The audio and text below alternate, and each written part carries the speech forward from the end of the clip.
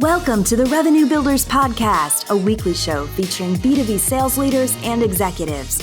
Hosted by five-time CRO John McMahon and Force Management co-founder John Kaplan, the show goes behind the scenes with the people who have been there, done that, and seen the results. If you enjoy our content, please subscribe, rate, and review the show to help us reach more people. Revenue Builders is brought to you by Force Management. We help companies improve sales performance, executing the growth strategy at the point of sale. Find us at forcemanagement.com. Enjoy today's episode. I'm really excited to talk to you, Mark. You're a good friend. You've been a customer of ours at Force Management a couple of times before. And I really am interested in this space that you've gone to. But before we talk about DEX, what I'd like to do is just give us a little background of your career, how you came up, and then we'll talk a little bit about specifically more about 1E. Yeah, no, absolutely. And guys, lovely to be on. I'm a big fan of the company. I'm a big fan of everything you do, and I love the podcast. So thanks for inviting me on. My background. I mean, as you can tell with my accent, I'm from Texas. Not really. So I'm from London. I know that part of Texas. I know that part of Texas. Yeah, that's a London, Texas. So so I'm from London, and I grew up in software. I've been in software my entire career. Started out at a company called MapInfo. That was a geographical information systems business out of upstate New York, and started out very early on in sales, in tech sales, and kind of learned my trade there, and then continued in sales roles in various places, and then wound up eventually sort of running divisions and regions, and then most recently took this role at 1E as CEO, and it's been I've loved it. I've loved being in technology, loved being in software, and I love being in sales. And I think sales has been it's been a big part of making me who I am as a person, as much as anything. Yeah, I love it. So one of the reasons why we wanted to have you on is there's this buzz out there on this emerging market. And I don't want to call it an emerging market because that might send investors or whatever thinking. So I'm not professionally labeling it that way. But for me, it's emerging in my mind. Yeah. This DEX, DEX, this digital employee experience. Could you tell us a little bit about kind of what that is, why it is, and then roll us into you became the CEO of 1E. Tell us a little bit about how that all panned out. No, happy to. I mean it's an exciting area, very exciting area. I mean, what it stands for, DEX, DEX, digital employee experience. What we do is we monitor and manage on the device you're using now for an employee, for any organization. We monitor and manage and measure the digital experience that the user's getting. More importantly, what we're able to do is identify when there's friction on the device, which happens, and quite often, which is going to lead to frustration. And what we can do is intercept that and remediate and fix the issue before the user really has a bad experience. Now, the knock-on effect is massive reduction in customers calling or employees calling into the service desk. So we take out a lot of cost out of the service desk, but we also improve the experience for users and therefore improve productivity, et cetera, et cetera. So it's a high profile topic. It gets the attention of a lot of executives in most organizations. And monitoring is not new. You guys know that. I mean, organizations have been using monitoring forever to monitor infrastructure, cloud, network, etc. But what they've not had a very good visibility on is to what the experience is of a user on the device. And I often say to people, when was the last time you had a great IT day at work? And people look at me blankly. Amen. I never had one, because there's always an issue, right? There's always some problem with Teams or Zoom, or there's some network issue, or there's some latency issue, or it takes too long to load something. And so it's causing a real problem for organizations. And if you think about it, in the world we live in now, which is kind of a hybrid world, you work from here, you work from there, office, home, you're completely dependent on technology to do your job. Most jobs are dependent on technology. And therefore, how important is it to ensure that your employees have a great experience and ensure that they can use the technology you provide them when it's of paramount importance. I mean, I had dinner with a CEO of a very large tier one bank last year, and he said to me, we spend multiple billions of dollars a year on technology. Yet my daughter at home has a better experience on her iPad than most of my employees do, and that's not good enough. And so therefore, we've got to get to a place where we can use your technology to identify issues and remediate issues quickly. So that's what we do. That's kind of in a nutshell what we do. And we do it for some of the largest brands in the world. And then how do they measure that, Mark? Do they measure it based on employee productivity, or are there other sub-metrics that they might use to measure how effective these different tools are and your ability to make those tools more efficient for the employee? It's a good question. So what we do is we actually create a score, a kind of so-called DEX score, which is based upon a number of different sort of input parameters, such as the stability, the reliability, the performance of the device they're using on their interaction. And we also measure sentiment. So we will run sentiment surveys and kind of, interaction with users to get their feedback. So that gives us a picture of how well their technology is performing for them. In terms of how do we measure it for the company, we do, as you would hope I would do, we follow a really good MEDDPICC process, and we do a business value assessment. We analyze the tickets coming into the service desk, and we figure out which ones we can automate. And then we basically estimate what impact that's going to have in terms of the cost saving to the organization. So we can then measure that once we've sold and implemented, we can actually measure that impact and look at how much savings did we create. And then we can also look at the impact in terms of productivity, the amount of time that we give back to employees. So we can get to a very accurate number of, this number of tickets were automated and remediated, and that resulted in this amount of time given back to employees and this amount of productivity. So we have a pretty scientific approach to how we measure the impact, both in terms of what it means to an employee as well as what it means to the company from a sort of bottom line perspective. And then do they also say that because there's less tickets coming into customer support, that they can not have to hire as many customer support people with your product? Exactly. That's a big part of there's sort of a couple of key parts to the business case. One is, effectively taking out heads of the service desk so they become more efficient. The other part of it is mean time to resolution. If tickets do come in, we integrate directly into ServiceNow so that within ServiceNow, the agents actually have immediate visibility and are able to remediate from within a ticket, which they don't have the ability to do without our technology. And then the other thing is things like hardware refresh. So typically, organizations are refreshing employees' devices every 3 to 4 years.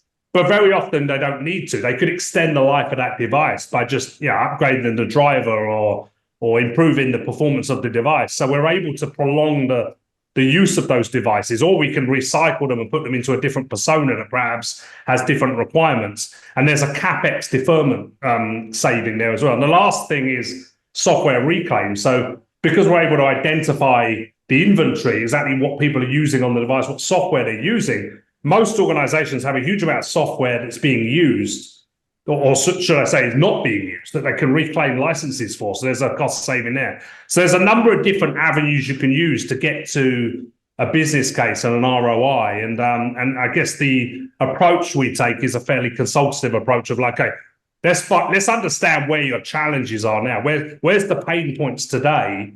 And how can we best shape this for you so that we can get the biggest bang for the buck, if you like, in terms of what we can do for you? You do such a great job of explaining value proposition. You're such a student of the game with qualification and MEDDPICC and command of the message type principles. What I'm hearing from you, and I want the audience to pick up on this, is the problems you're solving are transcending IT. And what I mean by that is, so there's obviously infrastructure, IT productivity, gains there, capital equipment opportunities. Yeah. But what I also hear you saying is like, if I was selling this, man, this is an employee productivity tool also, or employee productivity platform or conversation. And so I want to think about people like I talk to a lot of people and they're like, oh my God, I'm selling to IT. And I'm like, can you explain the mindset, man? Like, yes, these are IT solutions, but IT doesn't exist unless there's problems in the lines of business. How do you help your people kind of put those two worlds together? It's a great question, and very often we're tasked with having to do that, helping sort of bridge that gap to show that yes, we're selling to IT, we're selling to the end user computing teams, but our purpose as a company, we kind of have what do we exist? Why do we exist as a company? We talk about reimagining the relationship between technology and employees, and in doing so, helping IT shape the future of work. And that's a key thing because IT very often is seen as a kind of a cost center, back office kind of function. Yeah.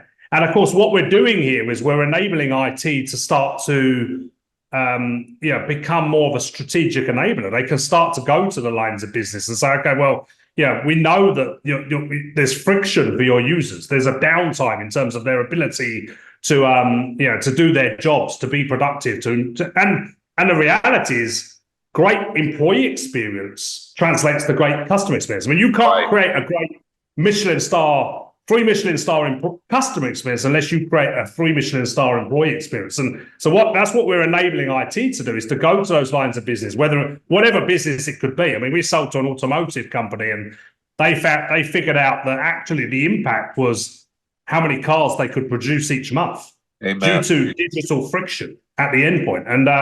And you'll see more and more companies are talking about this concept of digital friction. And it's an absolute killer to productivity. It's beyond that. It's a killer to morale. I mean, there's stats from Gartner that say that, there's a certain percentage of people that look to leave a company because of the friction and the frustration they have at work doing their job with the technology they're using.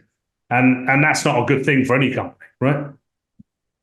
And how often does it come into play that, there's a new application that everyone has to learn, and it's a really slow ramp time or difficult onboarding time to get these employees up to speed?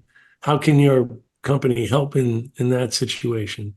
We can help because obviously we got visibility into the applications they're using, whether it be a installed application or a SaaS web-based application. We got a plugin for that. And we can see the usage of those applications. We can see whether people are getting value out of the use of those applications. We haven't gone completely into helping guide them through the applications. That's kind of a digital adoption platform kind of area, which we're not doing.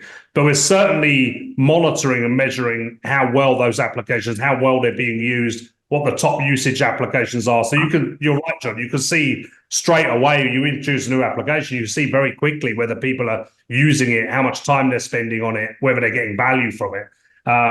It's a very good one as well. What if my friend John Kaplan's using it? It's a number of user error issues.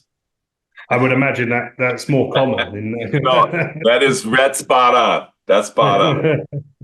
Hey, so let's no problem. That's an unprovoked attack, but I'm used to it from you. I know one's coming my way now. That's right. So it's clear it's a white hot space. It is a space that transcends. Well, I like how you said that. It transcends IT, lines of business, and ultimately customer experience. Yeah. And tying all those three together, it's a white hot space. It's great opportunities. I'm assuming you're growing the team. You're hiring? Yeah, we're hiring. We're growing. I mean, we're an interesting business because we're a UK headquartered business, but 85% of our revenue comes from North America. So we're really almost like a US business in that respect. And but we're growing in the US. We're growing in Europe. I mean, even in Asia, we're starting to see growth. So yeah, we're growing as a company. You were right what you said earlier. DEX is a fairly new term or a new category. There'll be a Magic Quadrant later this year from Gartner. There's a Forrester Wave, which is the equivalent that's out. I mean, we're solving very much issues that have existed in IT for a long time, but we're doing it in a more autonomous way. I mean, we like to think of this as an autonomous platform, but this is about like self-healing, fixing issues before an IT technician has to go on and actually do anything. You're on mute, Johnny. So, Mark, so far from what I've heard, like you're selling to executives, you're selling Yeah. to CS is getting involved in some way, shape, or form. You're probably speaking to them. Normally, where does your champion come out of? Do they come out of the executive roles? They come out of the IT executive roles? They come out of CS? It's interesting. It's a good question. I mean, it seems to me we end up normally with a couple of champions. You need the technical champion that's kind of like really getting the technology and understanding the value of it. We very often find that's the initial champion that we build. But then where we really end up doing, like where we end up winning, is when we get the executive champion. So we end up with two champions in many respects. And the executive champion is typically it can be even up to the CIO. We've had champions that are CIOs who become really huge champions of the product and the value proposition and what it can do for them. But typically it's a VP of infrastructure or a VP of end user computing, or increasingly the term is VP of digital workplace. So historically, the teams in enterprise were called end user computing, and increasingly they're called digital workplace. And that's a culture shift in the way they think about describing that team, because it's about enabling employees with the right technology. It's about being predictive about what technology challenges they're having and being able to solve the challenges for them on a day-to-day basis. And and so that's typically where the champions come from. So if I listen to your pitch, let's say everything we talked about so far was kind of, let's say, your pitch. I'm an executive. Yeah. And then I say, okay, great, let's test the software. When's my aha moment? What do I see inside your software where I go, okay, I think what Mark's been telling me is right? When does that happen? And how does That's a good question. Pretty quickly. I mean, one of the things, so what we tend to do with the proof of value that we run is that we sort of upfront identify the biggest challenges that we can solve for. So that typically is by interviewing their teams, but also looking at the data, going through the service desk and saying, okay, out of all these tickets, you've got a lot of tickets coming in about VPN access. And we know by the nature of what we're seeing in the ticket, we know we could automate that, and we could remove that friction for a user. Now, where the aha moment, I think, for a lot of these people that we sell to is there's a couple of key things. First off, it's a real-time platform, meaning when we query 20,000 endpoints, we're querying those endpoints in real time and getting back the data in real time. That really matters. Real time really matters when it's things like a security issue, or it's a mission. Or for example, we sold to one big bank, and and there was a story of like one of the executives was giving a presentation at a town hall, and they were using WebEx. That's the first problem. People don't tend to use WebEx that much anymore, but these guys were using WebEx, and it crashed, and we're like, this was terrible, because they had to stop the whole town hall. And the reality is with our technology, we were able to say, well, we would have identified that in real time and fixed it instantaneously. Now, that real time capability makes a huge difference. We had another example of a very large defense organization where they were able to, remember the SolarWinds attack that happened back in 2020? Yeah. They infiltrated a lot of different people. And Logic Monitor had a field day off that one. We certainly did. We did very well off the back of that. But this is an example of an organization that was able to survey 180,000 devices in a matter of minutes. I think 3 minutes. We're able to identify about 200 that were potentially compromised, put them in quarantine, killed the file extension, patched the device, put them back into production. And the aha moment for an organization like that is that the way that they would have done that without our technology would have taken 3 to 4 weeks and manually looking through devices. So I think the real-time capability and the ability to do things instantaneously is key. The second part of it is it's just the depth of visibility. It's the depth of understanding as to what's happening on the device, the ability to identify what's creating the friction, what's causing the issues. And that depth and breadth of visibility, I think, is the second part of it. I love that. Hey, I want to make sure we go back and catch a golden nugget that got laid down here real quick. You're talking about technical champions, and I want our listeners to really kind of hone in on this, what you said, is that kind of like no matter what, we're always going to need technical champions. If you're selling technology, you are going to need technical champions. But the most elite sellers on the planet find a way to connect technical champions with business champions. And I just want to give some spirit out there. I've seen some people do an incredible job. They, sometimes technical resources are so bogged down. And let's take a look at the reality for an IT person. Okay, what's the reality? IT projects around the world, in general, 80% of them are over budget and late. Just think about that. Remember the old days of the Maytag repairman? You go see the Maytag repairman, they're all bummed out. Okay, so IT is in this spot because there's so much demand and so much pressure that they're already in kind of a negative situation. The most elite sellers on the planet, I find what they do is they get people emotionally connected to what they do matters.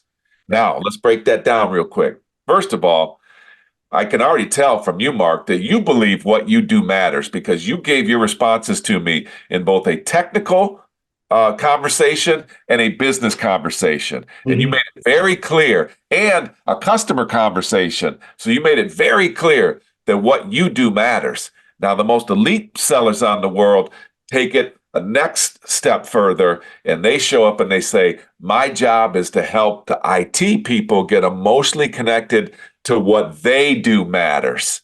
And I just want to lay that nugget down there because when you put all those together, like, by the way, how many of you out there can right now write what I call a champion letter, write it to the CEO about the technical champion, give the technical champion and the technical teams all the credit. You don't need the credit, you need the money.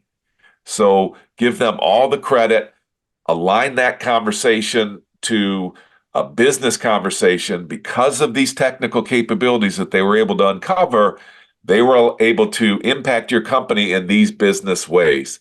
You write that champion letter, I'm challenging all of you out there to do it. If you can't write a champion letter, it means you're vulnerable. You're vulnerable for renewal. You're vulnerable for attrition. You're vulnerable. So everybody should hold themselves to that accountability. I didn't mean to preach there, but you laid down a golden nugget on technical champions, and I wanted to kind of connect the dots. I think that's spot on. I fully agree with that. And we often talk about, we look at the people that we've sold to over the years and the technical champions, and you'll very often see their career just goes up and up. And very often it's off the strength of the fact that they've implemented this product and they've shown tremendous value to the business. And that's great for them. It's great for us. It's great for the business. Huge. Okay, so you land at the CEO. Johnny, you got a wrap-up comment there? Sorry. No, I had a different question. It was really okay, so now I'm using 1E, love the software. I'm getting ready to evaluate 3 vendors in a POC. And does 1E start to play a role in how easy it's going to be for my people to use the software, and how easy is it going to be for me to implement the software? And am I going to get the opportunity out of the software that this vendor is proposing to me? You play any type of role in that area? We do. I mean, that's a big part of it. I mean, I always think, so the product's only part of what you're selling, right? I mean, I remember I was selling to Orange, the telco in the UK when I was like probably 23, 24. And the guy said to me, Mark, everyone comes in with a pretty good product and value prop. He said, but I'm always looking at the people in the eyes and saying, it's the people behind the product that has to deliver the product. And that's what I'm really focused on. Am I looking at someone I can trust and call it 11 p.m. when things hit the fan and I've got to get things resolved? And that's a big part of it. I think the relationship you build in that pre-sale process, the trust that you build, that we're an organization, we're going to deliver for you, we're going to support you, we're going to continually enable you to show the value with the product that we provided. And that's a big part of it. It's about how do we get you up to speed? How do we get time to value? How do we make sure you can use the tool properly? How do we make sure that you're continually showing value to your organization? You guys are killing this conversation, man. So now you laid down another golden nugget for me. And you are saying that, it's not just what you sell, it's how you sell. And you're honing on relationship building and trust. Would you guys both riff a little bit? I know both of you have tremendous experience. Let's start with you, Mark, and then Johnny, bring us home on the topic. How do you demonstrate trust as a seller? How do you do it? It's a very good question. I mean, I think there's a couple of things I think. One is it's about integrity. I think you've got to show integrity always when you're dealing with the customer. I think you've got to show that you go the extra mile, and that you're thinking about the things that they know that they're thinking about. You're one step ahead, and you're thinking about what are the things they're going to need to overcome. What are the challenges they're going to have? Can they depend on you to provide the right level of information, the right kind of things they need that they're going to need in their job to do their job? And as I mentioned, this integrity. I think the greatest skill of any seller is emotional intelligence, and I think that you need to show that. You need to show empathy. You need to understand what it's like to be in their shoes, and really take the time to listen. It's amazing. Selling is more about listening than it's about anything else, I think, and it's about listening and understanding not just the challenges, the obvious challenges of an organization. I mean, I did before MedPick, years and years ago, I did a thing called TAS, Target Account Selling. You probably remember that. Oh, I do remember it. Yeah. Yeah, it was I remember I was only 24 when I did that. Me too. I remember going home and telling my dad, there's like an entire science to this thing. And I remember one of the things it taught was about, you've got to find the business objective or the business need of the person and their personal objective. And the personal objective is about understanding them and what they're trying to get done and what they're trying to do. And so I think that empathy is everything. I think that's how you build trust. That's kind of how I look at it. Love it. Johnny? Well, I agree. First of all, I agree with Mark that a lot of it has to do with integrity, and that integrity happens by your actions.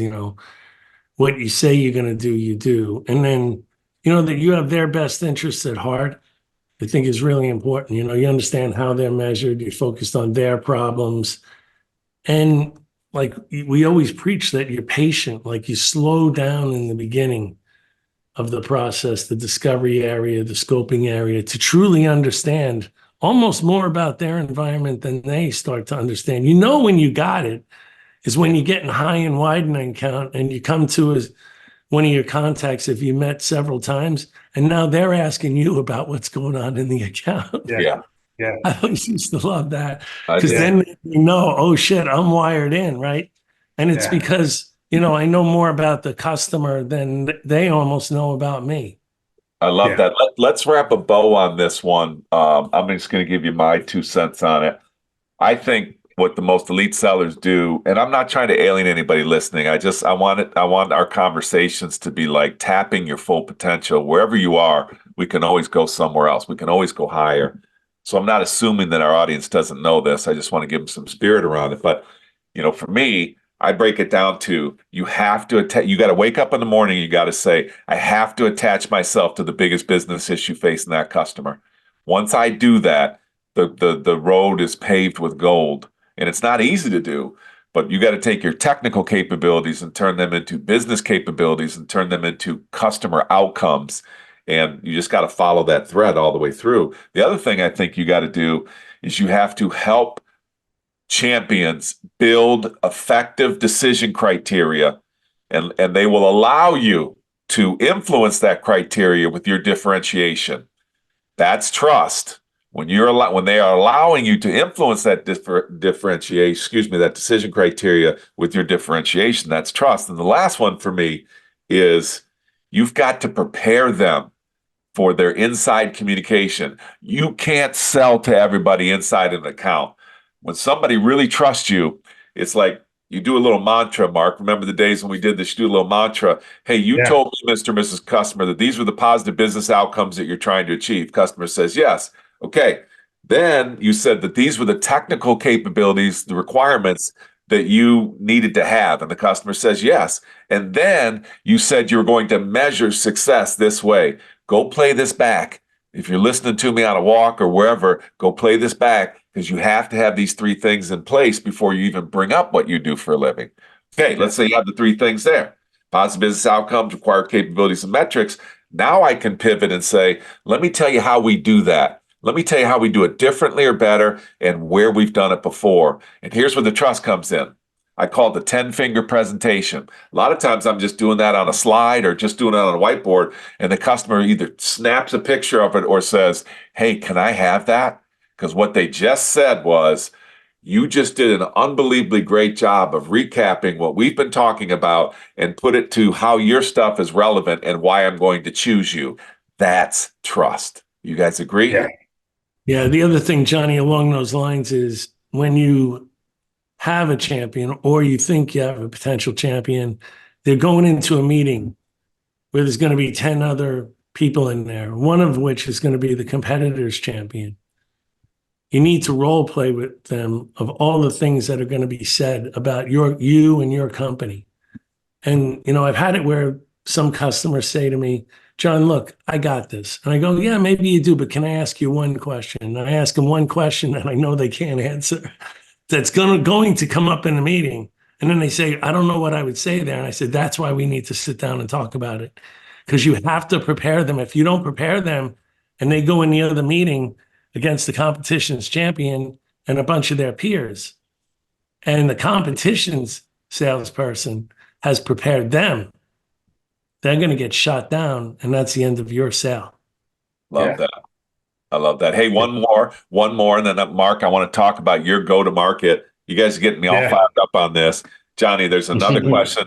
There's another question that I really love to ask, and people are so afraid to ask it. I don't know why. It's like they don't want the answer. When I was leading teams, I would go to my reps and say, hey, let's pick up the phone and allow me to ask your champion, why us? Yeah. And they'd be like, oh, okay. And I'd be like, okay, well, what do you think they're going to say? When I ask why us, so in the old days, Johnny, with you, it was like, why PTC? Okay, so here's what I heard. We pick up the phone. We actually do this. We pick up the phone and I'd say, Mr. and Mrs. Champion, why us? And it was always the same. They were always talking about the same thing. And it wound up to be, well, John and Mark, they're awesome. They're very responsive to us. They are, they handle all of our questions. And I'm thinking to myself, what's the CFO going to say to this? You're talking about relationships with the vendor? That ain't cutting it with the CEO. So then what I do is I say, hey, we love John and Mark also. We love them too. They're great. With our customers give similar feedback. Well, what are you going to tell the CFO? And then they're like, and then what I do is I never try to embarrass a customer. I just say, hey, please accept our apologies. We actually role played this before we got on the phone with you. And we thought that this was going to be the outcome. And we know that we have to tighten up kind of what we do for you. So do you mind if I kind of recap what we've heard from you? Positive business outcomes, technical required capabilities, and metrics. How we do that, how we do it differently or better, and where we've done it before. All of a sudden, the champion looks at you and says, hallelujah, that's exactly what I need. And I'm just telling you, that's a great one. If you got a deal on the forecast right now, ask the rep. If I call the champion right now and I ask, why us? What are they going to say? And I guarantee people are they're puckering up right now, thinking about if they had to do that. Yeah. Real deal. But I would suggest you do it. I love that. I'm going to tell the sales leaders to do that on all their reps. No question. Hey, so let's go to your dude. You have such unbelievable go-to-market experience. Now you're at the CEO level. You've had unbelievable CRO success. Now, and I think this is the first CEO level you've had, right? This one. Yeah, that's the first one. Okay, that's the first one. Yeah. Tell us a little bit about, what were the big differences? You crushed the CRO role, and now you're CEO. Give us some of the insights on what are some of the big differences. I mean, yeah, good question. I mean, one of the things that what's the same is that, with the CRO role, you're completely accountable at all times and you never stop living and breathing by the number. And, you dream about it at night, you wake up at night, you never stop, you're on 24/7. And it's that times 10 more when you're the CEO. It's just the same of more. I mean, you're just, you are so accountable, not just for the number, but for everything else in the business. And the way I look at it is like the way I've looked at it, I guess, doing this job is there's basically three systems, I think, that run a software company. There's the go-to-market system, the sales and marketing. There's the product and engineering system, the development of the product. And then there's the support customer success system. That's the kind of three parts of the company. And I think the from what I see is the skill is really trying to say, how do you make those three areas work together? I mean, that you can have individual components that work awesomely, but the real key is to how do I make them all work together in unison so that I can deliver the greatest value and the greatest returns for the company. And I think that's a big part of why I see the CEO role is that it's about how do I make sure I put the right kind of systems in place, processes, the right kind of structure, the right kind of goals, the right kind of North Star that we're trying to get to, all these things that are a big part of it. But how do I make them all work together in unison? And that for me seems to be the biggest part of the job. I mean, I'm not an expert in product and engineering. I'm not an expert in customer success. Maybe I'm not an expert in go-to-market, but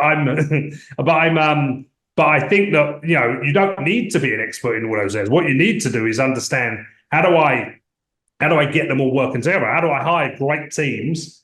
And how do I get them aligned and focused on the right outcomes and go in the same direction? I mean, I think for me, it's just about team. I mean, it always comes down to the people. It's about team. I got this thing I talk about, which is CASE.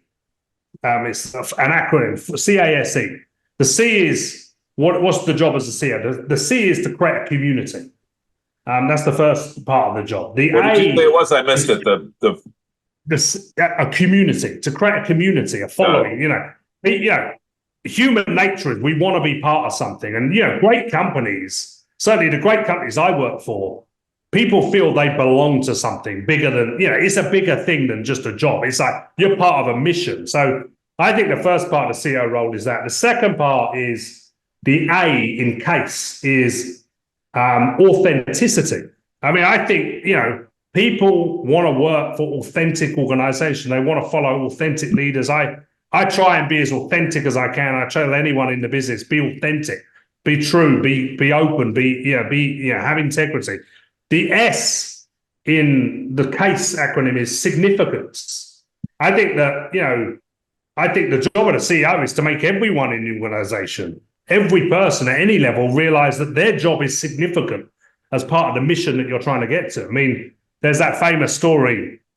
I think it's true. I don't know if it's true, but I've heard the story, which is JFK walking around NASA. And he goes up to the guy cleaning the floor. He says, "What are you here? What's your job?" And he says, "I'm here to put a man on the moon." And now, whether that's true, I mean, someone did a great job of making the arguably the lowest job in the organization feel part of a mission, the mission of the organization. And so that significance is key. And I think the E in CASE, the fourth letter, is energy and excitement. I think you have an obligation as a CEO to bring the energy and excitement and passion to the job every day, because I think that people are looking up to, if you lack energy at the top, guess what? You're not going to have energy coming down in the organization. So, I mean, I'm often very much pushing myself every day. Did I do those four things today? And of course, all the other things go along with it, like the operations and the culture, and making sure that everyone's aligned to the right objectives. But in the end, creating the culture, I think, is the biggest part of it. That was fantastic. I'm just thinking, I love this acronym. I'm thinking about a couple of things, and for me, the one that really stands out to me, connecting people to mission is like really huge. And I know that it's really everybody's role that leads. So you could take this case and say, this is case for everyone who's entrusted to lead another human being. I've always said on this last one here on energy, excitement, if you're not excited about what you do, why should I be? And now give us some advice out there. I'm a CRO or I'm a CEO and I'm just not feeling it, man. I wake up, I just had a conversation this morning on a couple of deals that we got to get going. We got some stuff to do. And I'm feeling a little challenged this morning, but I can't show that to the organization. And yet I'm balancing that against authenticity. How do you do it? Do you have people? I know some people would say, I've got a mentor that's kind of outside the company because I can't tell anybody inside the company. I would like both of you to comment on that, because there's CROs, CEOs, leaders listening to this out there, and some of them they don't know who they can talk to and what they can say. Yeah, it's a good point. I mean, it's not like we all wake up every day bouncing out of bed. Sometimes you don't. And Right. sometimes you've got to really pick yourself up and get yourself going. I mean, I heard that saying once is like, something about like sometimes it rains. There's dark times and it rains. You got to learn how to dance in the storms. And I think that you have storms, right? I mean, you have some rough points in any business. There's ups and downs, and I think you've got to learn to just embrace and dance in the storm. Is kind of the way I look at it. And but in the case of who do I go to lots of people as a source of inspiration. I mean, I call ex-colleagues, current colleagues. I mean, I talk to mentors of mine. I mean, just a text here and there, can get you going and can give you. I listen to your podcast. I mean, podcasts are a great thing.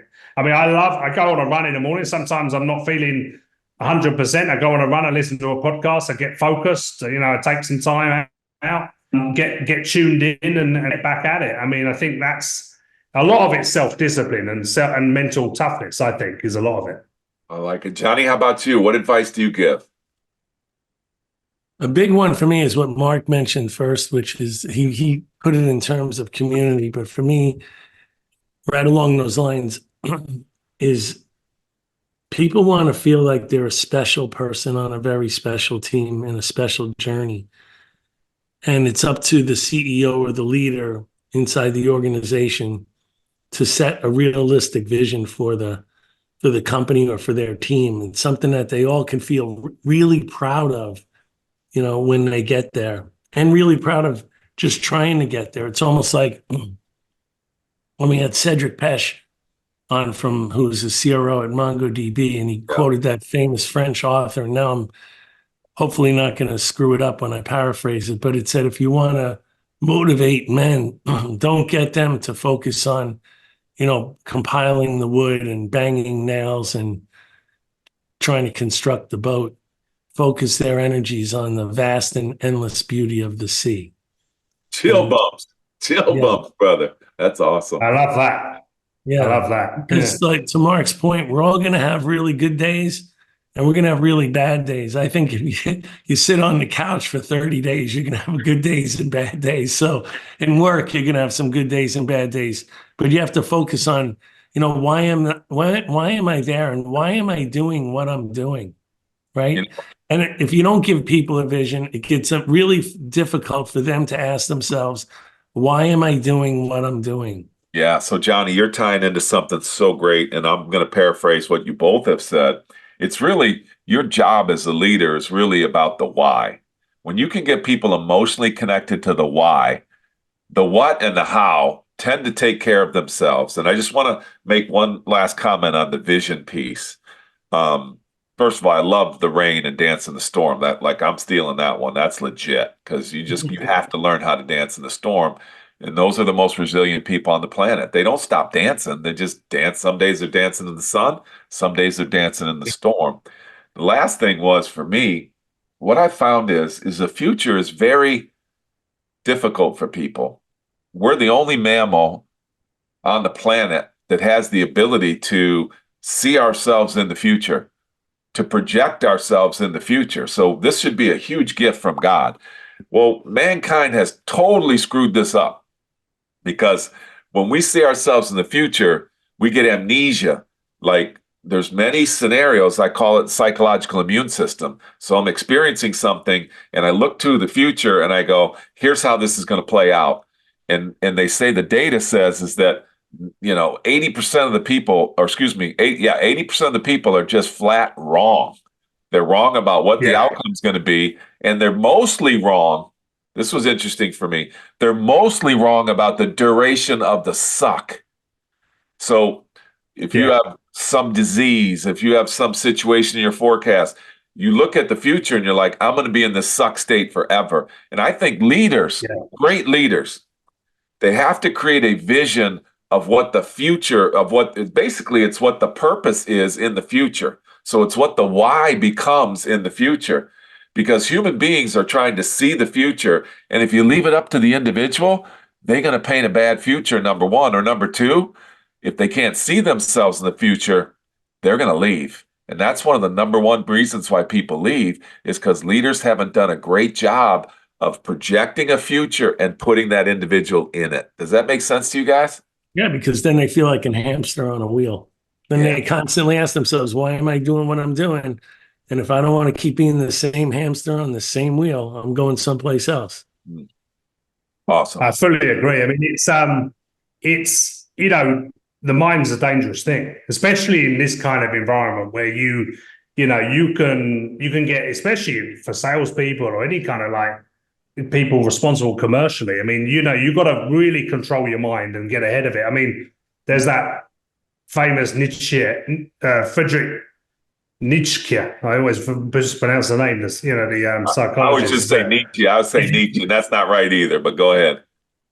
No, you know the guy. And his thing is like, if you gaze long enough into the abyss will look right back at you. And like, meaning like you gotta have a vision and you gotta have a passion and know where you're trying to get to. I mean, and it's dangerous otherwise because you just get so focused on, how am I going to get there? What am I going to do? And that's why I say you wake up in the morning, if you're not feeling it, you've got to self-motivate. And however you do it, you've got to remain very, very, very positive and focused.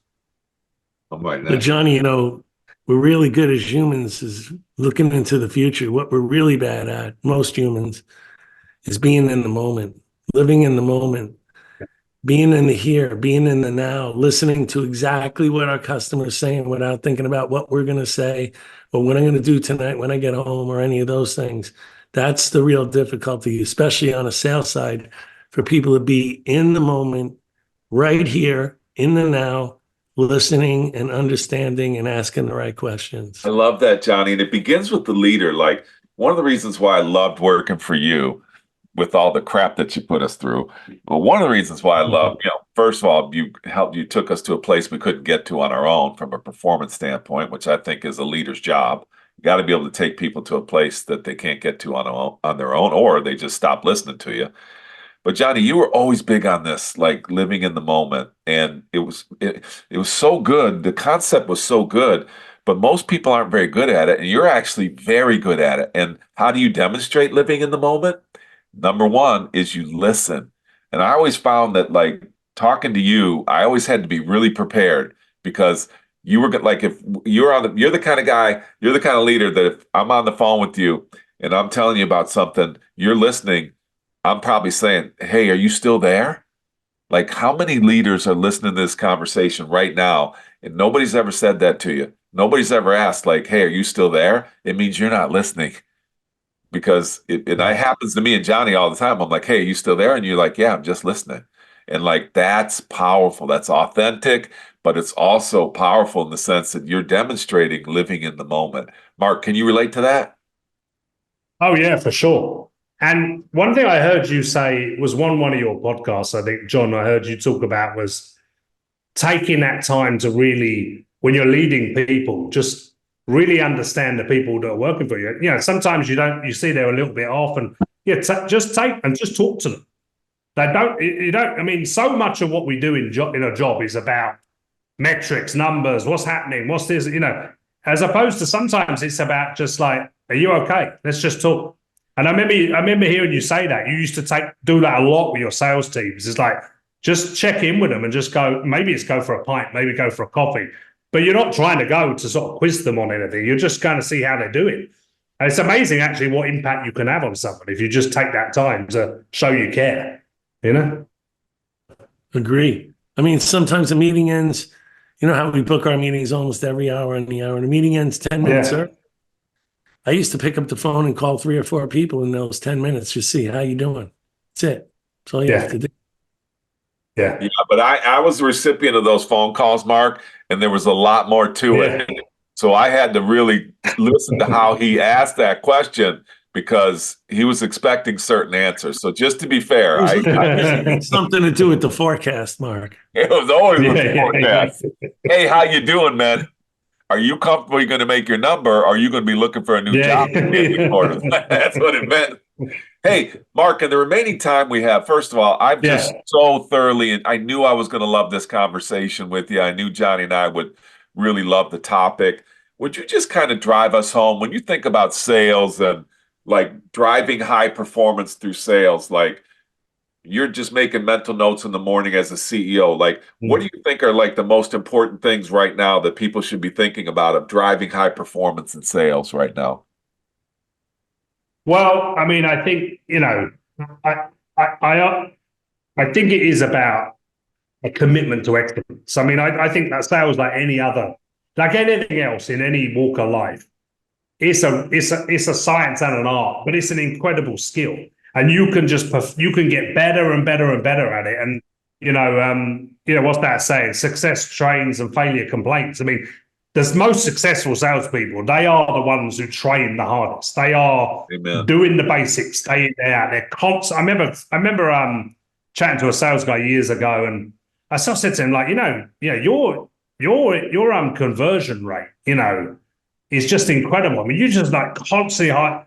And he sort of talked to me about the sort of opening email that he does to a client. If you like, and he sort of said, "Yeah, Mark, I've analyzed that email so many times. I've changed it a million times. I've tried to perfect it every single step of the way, and I've just perfected and I still don't think it's good enough. I'm going to keep perfecting." And I was thinking, like, that's just one small little part of an entire sales job. And if you took that same mindset to everything you do, I mean, it's like the theory of marginal gains. You know that theory of marginal gains? It's David Brailsford, the British cycling coach that won all the golds in the 2012, and the British cycling team had never won anything like that, but they won all those golds. And his whole thing was to break down every part of a bike, of cycling a bike, and say, how do I improve everything by just 1%? Like, for example, even when they would go on tours, they'd take their own pillows and own duvet covers just because it might make them sleep slightly better.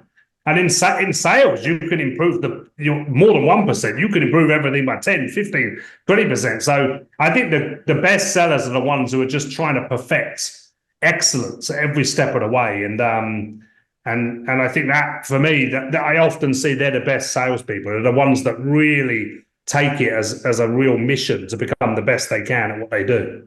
Love it. Johnny, how about you? What are you seeing right now? They work on their weaknesses. Most people only continue to do what they're good at. They don't really look in the mirror and say, I'm really good at these three things, but I'm really bad at these three things. And it's comfort. I mean, humans love to be comfortable. So they keep working on the same three things that they're already good at. And they never really face the fact that, to Mark's point, I have to gain knowledge and I have to develop this skill of something that I'm really not good at if I really want to excel at this profession. So they look at it as a profession and something where you have to have developed all the skills to be excellent, not just the ones you're good at. I love that. And one of the things I like to talk about is Steve Jobs. I think it was in 2000 and I want to say 2008. And you can go on the internet and look at it. It's a YouTube video where he is addressing the graduating class at Stanford. And he said, basically, I'll paraphrase, I'll probably get it wrong, but he basically said, your job is going to consume a lot of your life. So you need to make sure that you really like your job and you like what you do. And I looked at that and I thought, okay, I took that to the next level. But in order to really love what you do, because I think he said you got to love what you do. In order to really love what you do, please write this down, folks, in your mind. You first have to believe that it matters. And if you're listening to this right now and you don't believe what you do matters, then you're not going to be able to get people emotionally connected to what they do through your products and services matter. And I believe it all starts there. And great leaders, I think that's the first thing they do when they come into organizations. They get people emotionally connected to what they do matters. And I think that was a big part of the theme of what we talked about today. Any last words, Mark? Well, also just on that, Mark, so, it's for the young people that are listening. When you first enter anything, you're not going to jump into the NBA, the NHL, or the NFL, or any of those top tier sports events. You're going to start somewhere. So if you're starting in sales, those first couple of years, you're not going to be knowledgeable enough. You're not going to be skilled enough. And before you decide that you're not good at it, you got to go put the effort in to get to a certain level of competence before you can just say, I really suck at sales, or I really suck at hockey or football or basketball. You got to give yourself some time, but to your point, John, you got to put the work in. If you're willing to put the work in, have a good mentor, as Mark talked about, and develop the right skills to a certain level of competence, then go decide if you want to keep doing it otherwise or throw it out the window. But don't just give up when you're young and you're new and you don't have any knowledge and any real skills yet. Love that, Mark. No give shortcuts. us some Yeah, final words, man. I would agree. Yeah, I agree with that, John. There's no shortcuts. I mean, one of our 4 values in 1E is belief. And I put that value in place when I got here because I was like, in my view is like whether you think you can or whether you think you can't, you're right. It starts with the mind and what do you believe? But to your point, John, I mean, that doesn't mean it's going to happen in 6 months. And I watch youngsters come in, and you got to go through the hard yards. There was no shortcuts in any of our careers, and there still isn't. I think I work harder now than I ever worked. And do I look back now in my career and think, I probably worked too hard? No, I sometimes think I was running hard. I sometimes think, man, I could have run harder. Could I have done more? And I think that, I think you just got to keep pushing yourself. And I like that. I heard one of your guys on one of these podcasts talk about lions want to run with lions. I love that saying because I think successful people want to be around successful people. They want to push each other. And I certainly think in a commercial organization that works very well when you get people that are really competitive and they want to push each other and they want to succeed and they're tied to a mission to win. I love that. I remember back when I first started with Xerox back in the day, there were, I'm going to give a few shout outs here. It was Dave Murphy, Keith Shaw, Ron Nelson. We used to show up in the morning before work and we would sit and we would challenge each other called infronts. Now, Dave Murphy was really cool because he was 20 years older than us, but he wanted to hang with the younger people because he wanted the energy. He wanted the juice. So we had raw energy and raw juice. What he had was knowledge, skills, and experience. So he got the juice from us. We got the knowledge and the skills from him. And we challenge each other. We call it in-fronts. How many in-fronts are you going to get today? How many people are you going to get in front of today? And we'd come back at the end of the day and talk about the in-fronts.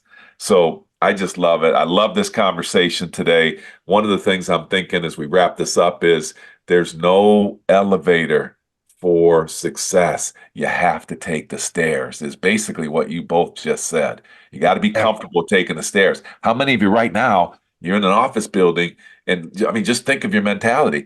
Are you taking the elevator or are you taking the stairs? It kind of begins with some of those decisions. Mark, this conversation went exactly where I thought it was going to go with tremendous insights, learning about DEX, learning about 1E, learning from you and your great insights. And then Johnny, thanks so much for posting today. Johnny's got laryngitis, and I'm really, really thankful that you were able to make it. Mark, you crushed it. Keep doing what you're doing, and everybody look up 1E. Look, how can we find you out there, bro? 1E.com. Okay, come and check us out. That's not difficult. 1E. Not difficult. So one nice. Hey, where I leave you with this? How the 1E name came about? Remember the blue screen of death that you get on PC sometimes?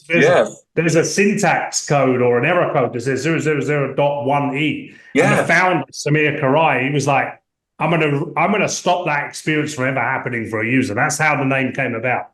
It's kind of a cool name. Yeah. I love that. Well done, and thank you, Johnny. Thank you, Mark. And thanks, John. Yeah, thanks, John. You got it. It was great. And I enjoyed it. Like to thank all of our listeners for listening to another episode of Revenue Builders. Thanks for listening to today's episode. Be sure to check us out at forcemanagement.com.